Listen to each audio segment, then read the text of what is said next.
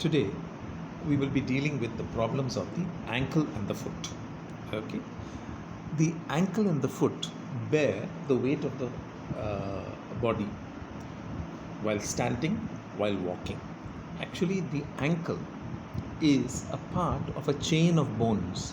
It's a chain of bones extending for the lower limb from the toes right up to the pelvic girdle. Okay, so now when we look at the ankle can have total and partial ligamental injuries. It can have sprains. Sprains are nothing but tears of the ligaments, partial or complete. Then you can have heel and foot deformities. You can have calcaneovarus deformities, pes valgus deformities, varus deformities, metatarsalgia, plantar fasciitis, anesthetic feet, bunion toe, hallux valgus. Okay, so there are so many problems that can occur, and these problems can occur at the ankle joint, which is the tibia, fibula, and the talus, which form the ankle joint.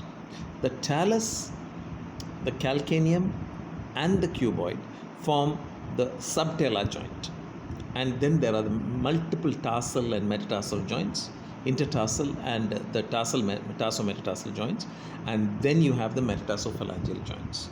Most of the problems will occur at the ankle joint, at the subtalar joint, and in the metatarsophalangeal joints. The problems in the talar joints are all very negligible unless there is specific trauma to that particular area. Okay. First, soft tissue injuries around the ankle. One is the diastasis of the inferior tibiofibular joint, rupture of the lateral ligaments of the ankle, recurrent subluxation of the ankle, strain on the lateral ligaments of the ankle, strain on the lateral ligament of the subtalar joint, and rupture of the calcaneal tendon. These are common injuries that occur around the ankle. Now, diastasis. Diastasis means the ligament is torn and the tibia and the fibula are separated. Okay, this usually occurs by a violence that is acting laterally. From the medial side, it happens laterally, and there is an abduction injury. Abduction means going away from the middle. Okay, so from the medial side of the foot, if there is an injury, the lateral malleolus of the fibula withstands that. It is preventing that. So it, like for instance, the trauma is on the medial side and is pushing the foot laterally. What is holding the foot there is the lateral malleolus of the fibula, and that can be pushed aside. So the inferior tibiofibular joint ruptures. The talus is displaced laterally from the fibula. The medial side, the ligaments are ruptured and the fibula is fractured high above. Okay, so here on the left side you see a picture of the diastasis. On the right side you see an ankle joint where there is a normal tibio-fibular interval and there is a normal ankle joint interval, whereas the first picture you see shows the injury. Okay, there's a wide tibia-fibula interval. That is because the ligaments are ruptured and they are separated, and you can see there's a wide medial clear space between the medial malleolus and the talus. Okay, here this is what I have described. The talus is carried laterally away from the fibula. There is a widening of the tubular fibula mortis, and there is a fracture of the shaft of the fibula high up, which is not clearly seen in that X-ray because it is only a picture of the ankle. It can be reduced by manipulation if it recurs, but it keeps on recurring. So it has to be fixed with a single long screw driven transversely across the two bones. When we drive a long screw between the two bones, what happens is we keep the bones together and the healing of the ligaments takes place so that there is no widening of the space. So the healing will take place with the bones together, close by. You can have rupture of the lateral ligaments of the ankle.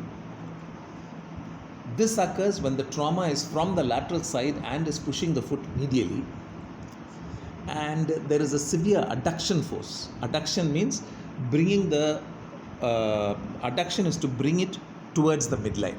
So there's a severe adduction force, and because of that, the lateral ligaments will tear. So the tibia fibula ligament ruptures, and the calcaneal fibula ligaments also ruptures, and there's a tilting and subluxation of the talus within the ankle mortise. So the leg twists, the foot twists inwards, not the leg. The foot twists inwards. There is swelling and severe pain and tenderness, and walking is impossible. The person will find it difficult to walk. The radiograph of the ankle, if you see an X-ray of the ankle, the anterior posterior view will show the with the adduction stress. You may not be able to see it if you just take an X-ray. You have to take an X-ray with a forceful movement, medially, and then you will see the X-ray. You will see the defect. The management may be conservative or surgical. Conservative can be immobilization in a below knee plaster for more than 6 weeks, but very often this may not be enough and recurrence is possible. So it is better to repair the ligaments and then immobilize for 6 weeks. There can be recurrent subluxation of the ankle if it is left unattended. The ankle frequently twists, resulting in a fall and pain on the lateral aspects.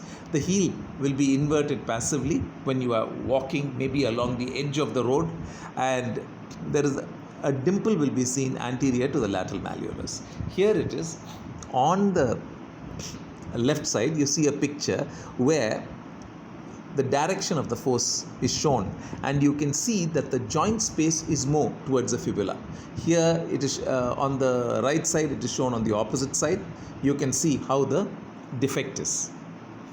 At this point you can see the defect. So the talus is tilted in this direction. It should be like this, but it's tilted like this. Okay. Here again you see recurrent subluxation. Here you can see the defect, and here you can see it really twisted. So when you take an X-ray, you should exert a force in this direction to see the you should exert a force in this direction to see while the X-ray is being taken, so that you can see the subluxation. Okay. Management, you can do a conservative management by strengthening the peroneal muscles, and you can have the heel built up medially. You can have the heel built up medially, so that in the shoe, so that there is an eversion deformity constantly. But surgical management is really necessary, so that you can construct a new ligament with the peroneus brevis tendon. Strain on the lateral ligaments of the ankle. When the violence is insufficient to cause a rupture, you will have a partial tear. When you have a partial tear, it's called a strain or a sprain. There will be pain and swelling on the lateral aspect, tenderness below the front of the lateral malleolus. The normal range of plantar flexion and dorsiflexion will be there, but adduction will cause pain. X-ray of the ankle AP with passive adduction force will not show any abnormality, because the ligament is not totally ruptured. In the earlier case, the ligament was ruptured. Okay. This management is to with the crepe bandage or with immobilization. Okay. Now, below the ankle, you have the subtalar joint. The subtalar joint is a joint in which inversion and eversion take place. In the ankle joint, you have dorsiflexion, plantar flexion, but in the subtalar joint, you have inversion and eversion. And the inversion and eversion, you can demonstrate it actively, but actually it occurs while walking passively, when you're walking along sloping surfaces or very irregular surfaces. It is caused by the twisting of the foot by an adduction force and a plantar flexion force, and the point of the greatest tenderness is further forward than the point of the lateral ligament of the ankle. The lateral ligament of the ankle is where the sprain or the tear occurs in at the ankle. Here we are talking about the subtalar joint, which is more of a pronation, pronating and supinating joint, and it's caused by these forces while we are walking on irregular surfaces or on sloping surfaces. Management is to support the ankle in a crepe bandage. The pain is severe, you can immobilize in a plaster. Rupture of the calcaneal tendon. You see, while running or jumping, the patient may suddenly feel a severe pain at the back of the ankle. The tendoachilles is nothing but a fusion of two tendons. It is a fusion of the tendon of the soleus and the tendon of the gastrocnemius. And they are very, very powerful muscles because they plantar flex the foot. While plantar flexing the foot, they cause you to spring forward. Okay, and these are very powerful muscles, and when they pull, the tendon can rupture. Usually if the tendon ruptures, it ruptures very close to the calcaneum. Other types of injuries can also occur where the tendon is cut. The tendon can be cut by forces. Sometimes people slip into the toilet. In the Indian toilet, if a person slips into the toilet, the foot slides back and the person tries to jerk the foot up. While jerking the foot up, he will hit against the rim of the edge of the toilet and cut the tendon. Here it might cut a little above the level that I just talked about. Here, but when the rupture is not due to an external cut, but because of springing, walking or running, the person may think that something has hit him there, and he will be able to walk with a limp only. He might think that he was hit by a stone or something at that point. There is a tenderness at the site of the rupture, and there will be swelling because of bleeding and edema within, and plantar flexion will be weakened. Okay. Plantar flexion can be by the tibialis posterior and the peronei and the toe flexors. So sometimes while examining the patient, we might think that the person is using the tendoachilles, but he is not actually using the tendoachilles. The patient cannot lift the heel of the ground while bearing weight only on the affected leg. If you ask the person to stand only on the affected leg and on his toes, the person will not be able to do that. Whereas if the person is sitting and you ask the person to plantar flex the foot, he may be able to do it using the tibialis posterior and the peronei muscles. Management has to be surgical, the tendon has to be repaired, and it has to be followed by plantar flexion for a long time. Not just for 2 weeks, though I have written 2 weeks here. It is followed by immobilized in plantar flexion up to sometimes 3 months.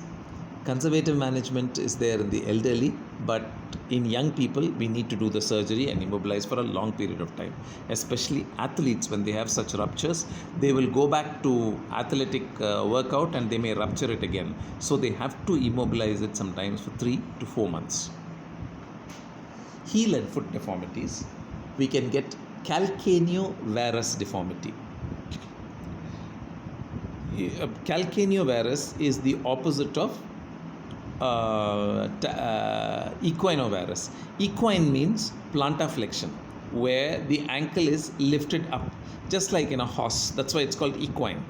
And it is varus because it is inverted. It is inverted. It is turned medially.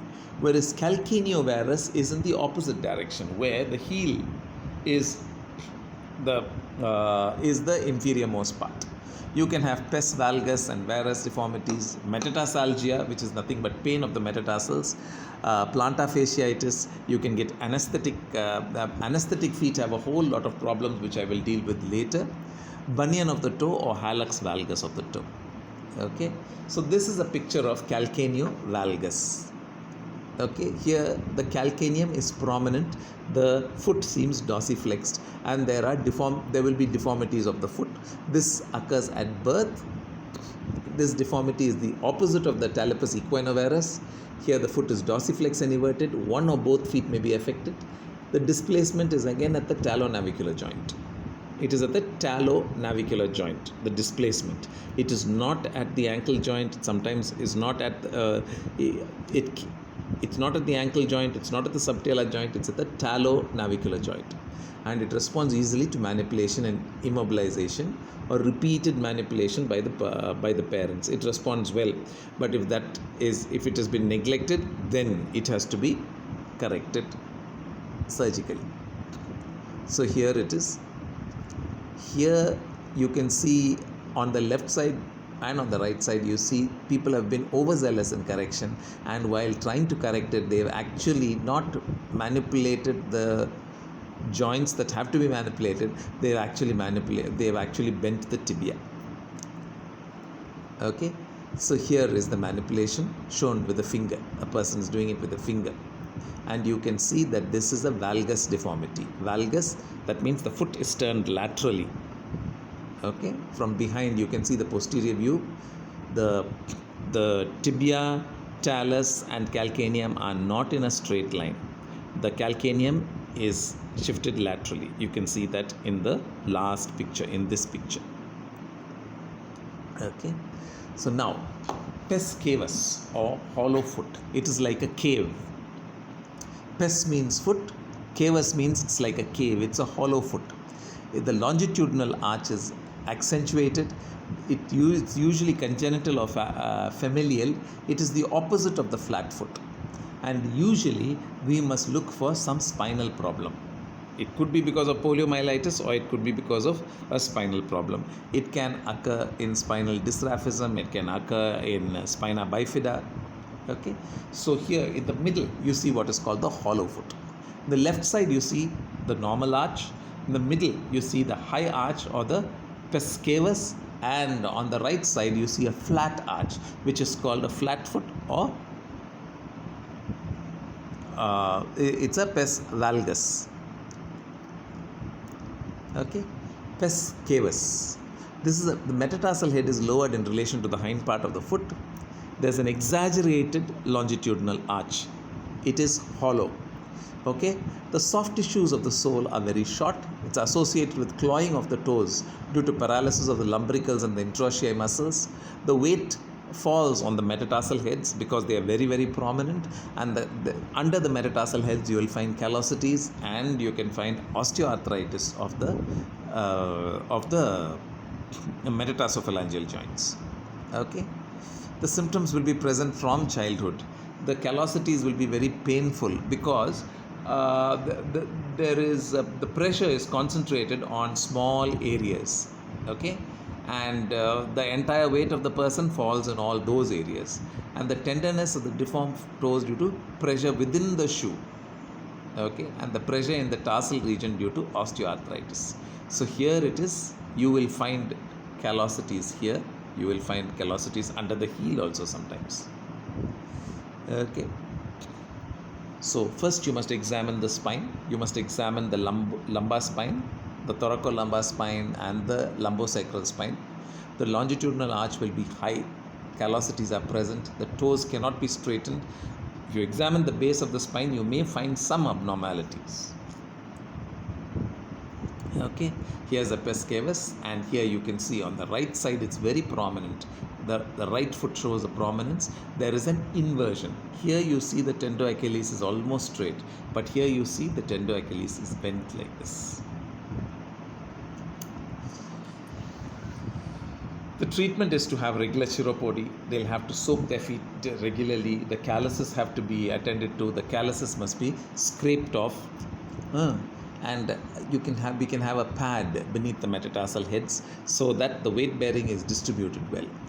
The claw toes need to be straightened. The claw toes, because they are bent like that, there can be callosities and ulceration over the metatarsal heads or at the tips of the toes. So because the weight will be felt at the tip of the toes. So because of this flexion deformity, we can transfer the long flexor tendons to the extensors, so that every time the long flexors contract, the extensors, the toes will be caused to extend. Or if the deformity is stiff, we can arthrodese the toes. Then there is a muscle slide. The plantar aponeurosis and the flexor digitorum and the flexor digitorum brevis and the abductor hallucis brevis all originate from the calcaneum. If we detach these tendons, the tendons of origin from the calcaneum, the entire muscle will slide forward. Even the plantar aponeurosis will slide forward, and this can cause some relief of the clawing and the tightness, and it will also relieve the arch from being so tight. Or we can do a triple arthrodesis. Triple arthrodesis is the head of the talus will be fused to the navicular, and the base of the talus will be fused anteriorly at the cuboid and posteriorly to the calcaneum.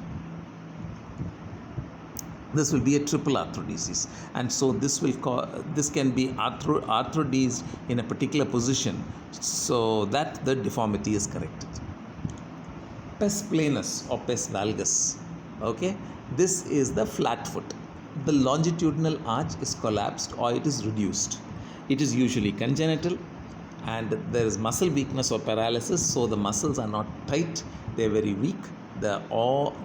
Most children, most babies are born with flat foot, but this usually corrects within 1 or 2 years. The toes are at great strain, and the osteoarthritis of the tarsal joints due to malalignment can occur. Okay, this is a picture of a flat foot. Okay, the 2 flat feet are there. Now, the flat feet, you can see the examination from the posterior aspect. There you can see the angulation of the joint there, and here you can see how it can be corrected with orthosis, with the insole, with the build up on the medial side. You can also build up with a medial wedge, so that that is in the outside of the footwear. There can be a medial wedge so that the foot can be tilted to one side, so that the tibia, the talus and the calcaneum all come in a straight line. Here you can see the curve. The tibia and the talus, and then the calcaneum is the tibia and the talus are in alignment, but the calcaneum is to one side.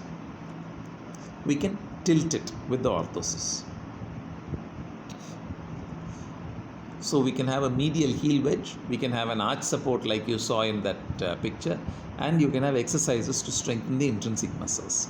Surgery, we can do a subtalar arthrodesis again under the talus and the calcaneum can be fused.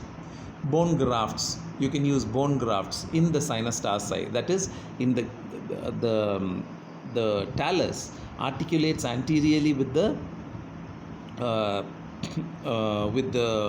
cuboid and calcaneum. Posteriorly it articulates with the calcaneum. In between there is a small gap which is called the sinus tarsi. We can put wedges of bone graft into that sinus tarsi.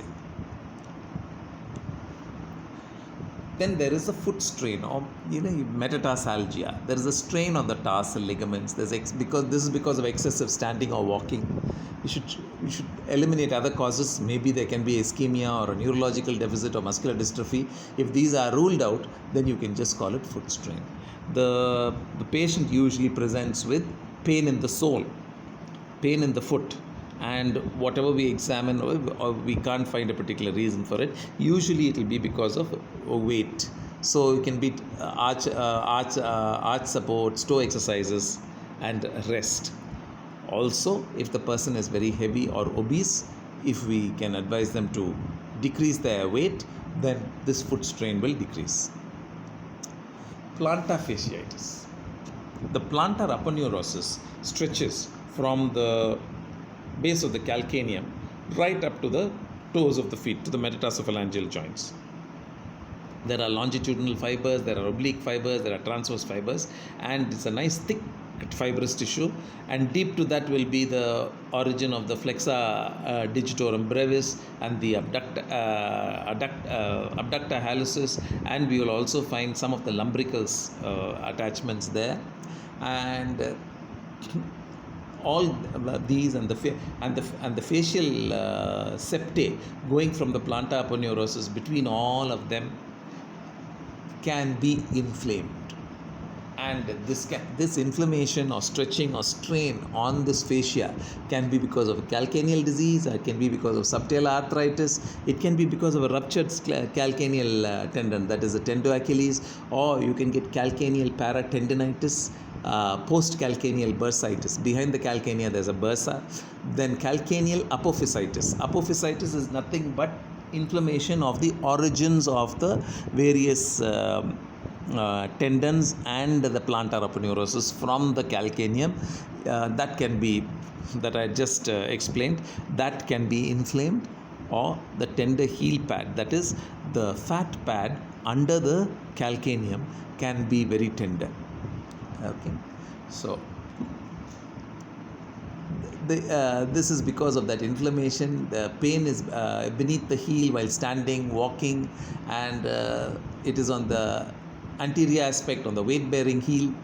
Radiographs may show a calcaneal spur, but its significance is doubtful. We don't know whether it is because of that. The spur is nothing but an ossification of the origin of the plantar aponeurosis and the small muscles of the feet, and it occurs like a bony prominence. It shows itself as a bony prominence because it's ossified. And we can give orthosis to support the weight of the feet, and we can give steroid injections to treat this. Metatarsalgia, anterior flat foot, that is, the transverse arch is dropped. Usually when we stand, most of our weight is taken at the heel, at the first metatarsal and the fifth metatarsal. In between there is an arch between the heel and the metatarsals, that is the longitudinal arch. The transverse arch is between the first and the fifth metatarsal. The other metatarsals are slightly lifted up. If that comes down, if that drops down, and also has to and the person bears a lot of weight on the second and third and fourth metatarsals, then there will be what is called metatarsalgia. It's called the dropped transverse arch. There can be stress fractures of the second metatarsal at the neck, and there can be plantar digital neuritis, which is called Morton's metatarsalgia, which is nothing but an inflammation or high pressure over the nerve between the third and the fourth metatarsals, where the nerve gets pinched very badly. So metatarsalgia can occur because of this reason. So the foot is splayed, the tripod is absent. The tripod, as I said before, is the heel, the first metatarsal and the fifth metatarsal. The foot is broader than normal. There will be callosities under the metatarsal heads. The toes will be curled up. They will be unable to raise the metatarsal heads from the ground by pressing down with the toes. And it is due to the paralysis of the intrinsic muscles. Okay. It is called the anterior drop flat foot or the dropped transverse arch. Okay. And because of this chiropody, because of the excessive weight being borne there, you can get callosities there, skin callosities. So chiropody is very essential to treat that. The chiropody is the chiropodist will actually make the person soak their feet nicely, make the skin soft and supple, and then they will take away all the hard callosities. You can do an osteotomy of the neck or the metatarsals, so the weight will get displaced, but this also can have its own problems. The march fracture. When soldiers go on marches, on long marches, they usually have, the army gives them, they have army boots. The army boots are not very comfortable to wear. So the soldiers will have to wear that boot, and they will go have to run or march for a long time. And when they have pain, usually at the neck of the second metatarsal or the neck of the third metatarsal, they cannot complain of pain. They will have to continue marching. And this is their training. This is part of their training, because when you are running after the enemy or when you are running in front of the enemy, when the enemy are chasing you, and if you happen to get these fractures, you still have to bear the pain and you have to run. So it's part of their training, and because of this training, they keep on walking or marching, or sometimes when they are asked to go and when they are asked to besiege a house, they may have to kick the door open. When they kick the door open, they can fracture one of their bones. So these are all, this is a hairline crack with no displacement of the second metatarsal bone. callosities will form. There will be severe pain in the forefoot on walking. The person cannot complain. If he complains, he can get medical attention and he'll be given rest and it will heal. But very often they cannot complain, and because of that, they will have to continue with this. There will be swelling and tenderness. Immobilization is needed, but sometimes it's not possible for them. So here you can see the hairline fracture. With the hairline fracture is healed with periosteal reaction on the left side. On the right side, you can see that it's not just a hairline fracture, it has been a fracture, and then there is malunion. Because of that, you can see the shortening of the third metatarsal, and there is a big there is calcification of the fragments, and you can see a heavy periosteal reaction all around. Okay. Morton's metatarsalgia. As I said, the fibrous thickening of the digital nerve. It's a neuroma of the digital nerve in the interdigital nerve in the third and fourth cleft. It usually occurs in middle-aged women, and it is pain in the forefoot, and which occurs on standing or walking. They take the footwear off and manipulate the foot to ease the pain. Treatment is with the metatarsal pad, or sometimes we may have to surgically excise it. Here is the site at which Morton's metatarsalgia occurs. Here is the interdigital nerve, which is inflamed. Okay. Here you can see the calcaneal spur. You can see it under the calcaneum here. It is the origin of the of the plantar fascia. Here you can see it more clearly. The calcaneal spur. It is an ossification of the origin of the plantar aponeurosis and the plantar. Sometimes you can get a calcaneal spur posteriorly where the tendoachilles is inserted. Okay, it is an ossification of the origin. Okay, as I said before, it's a calcaneal or a heel spur. This is what I said. When the foot is exposed to constant stress, the calcium begins to be deposited, and it is built up at the bottom of the heel bone. One after the other, they pile up on each other, and then they form a calcaneal spur. Sometimes the calcaneal spur can be a big weight-bearing point, and if it is that, then it will be very, very painful. Then we can do what is called calcaneal paring. We pare off the lower area of the calcaneum and make it flat. Okay. The inferior calcaneal spur is located where I showed you. Posterior calcaneal spur develops on the back of the heel. Okay. Here you can see a posterior calcaneal spur and an inferior calcaneal spur. Okay. And here you can also see that there is a concealed equinus, whereas it should have been like this. The calcaneum should have been like this. It is now flattened out. Okay. Because the calcaneocuboid joint is damaged already, and the patient has lost the arch of the foot. Hallux valgus. Valgus means turning laterally. Hallux means the big toe. Here you can see that the hallux valgus has been turned laterally. Okay. This is usually because of improper footwear. Here you can see that even the angle is shown. It's a 38-degree valgus. Okay, of the right foot. Here you can see both the feet. You can see the X-rays. The great toe is deviated laterally, and it's common in women past middle age. It can be hereditary. They are forced, usually because the footwear for women is very pointed at the front, and shoes are very pointed. They can get it.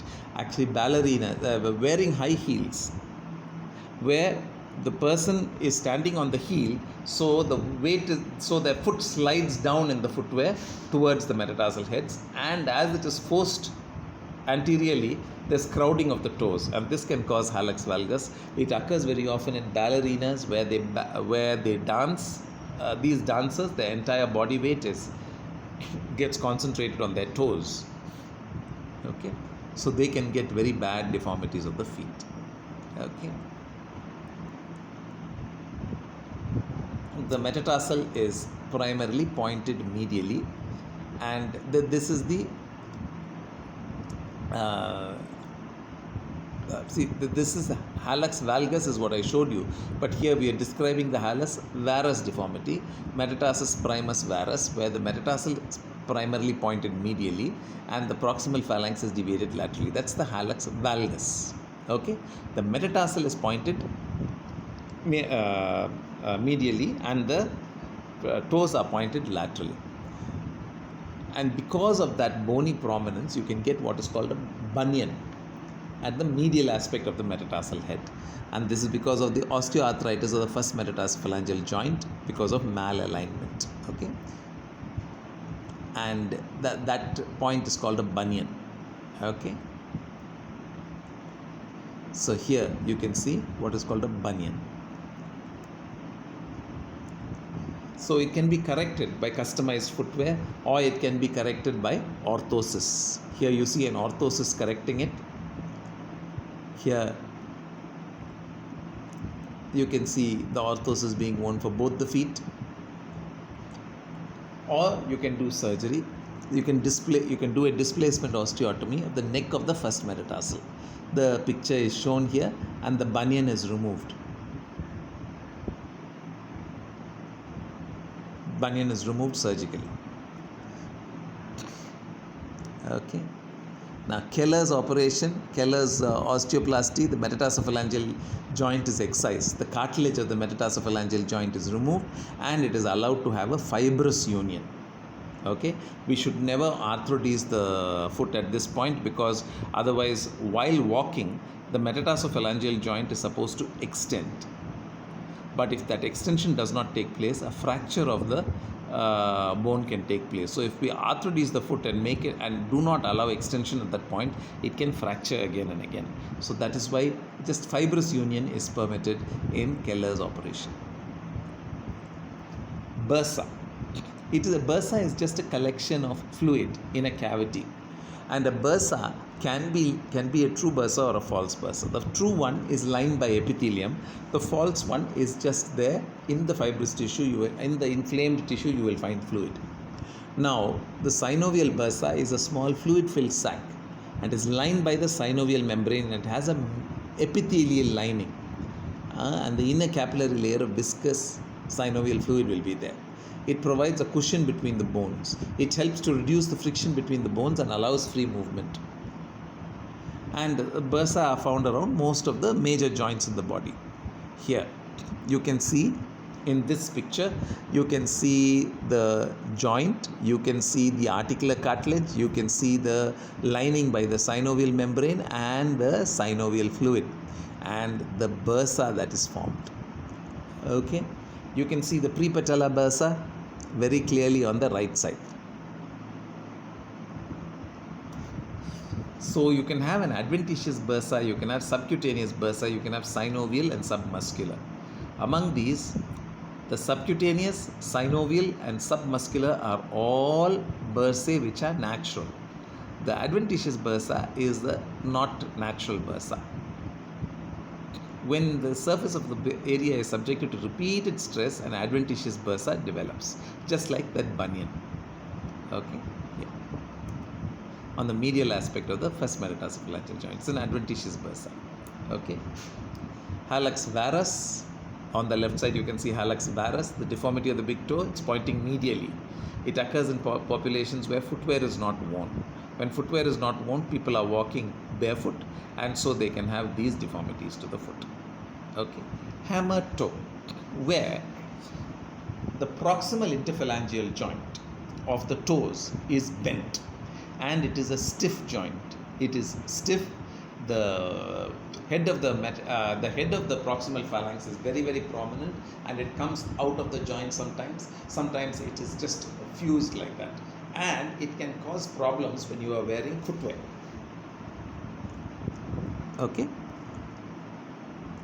it is permanently bent. Okay, it can be treated by peg arthrodesis. You have to arthrodese the joint. Okay, now here is the difference between a hammer toe, a claw toe and a mallet toe. A hammer toe and a claw toe are a similar deformity, but the claw toe will have a flexion deformity at both the interphalangeal joints, and the claw toe is caused by nerve paralysis. The joints are passively mobile, whereas in hammer toe the joint is almost fused. It can be ankylosed also. In mallet toe, it is the terminal interphalangeal joint that is fused or bent. The claw toe is a mobile deformity usually, and it is caused by paralysis of the. It is caused by a paralysis of the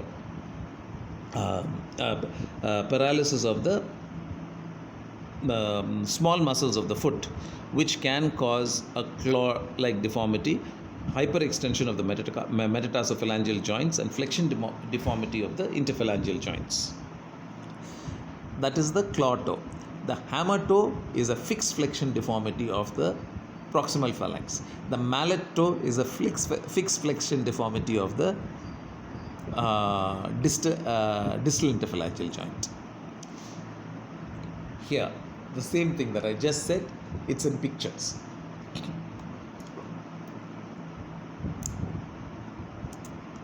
A claw toe, as I said, it can occur for all the toes. It can affect the second, third, fourth, and fifth toes. It occurs because of posterior tibial nerve paralysis and is usually associated with anesthesia of the sole. It is treated by a flexor to extensor tendon transfer because the joints are mobile. Whereas hammer toe and mallet toe have to be corrected. They have to be corrected by arthrodesis because the problem and the defect is in the bone, is in the joint, not in the nerve or in the tendons. Okay.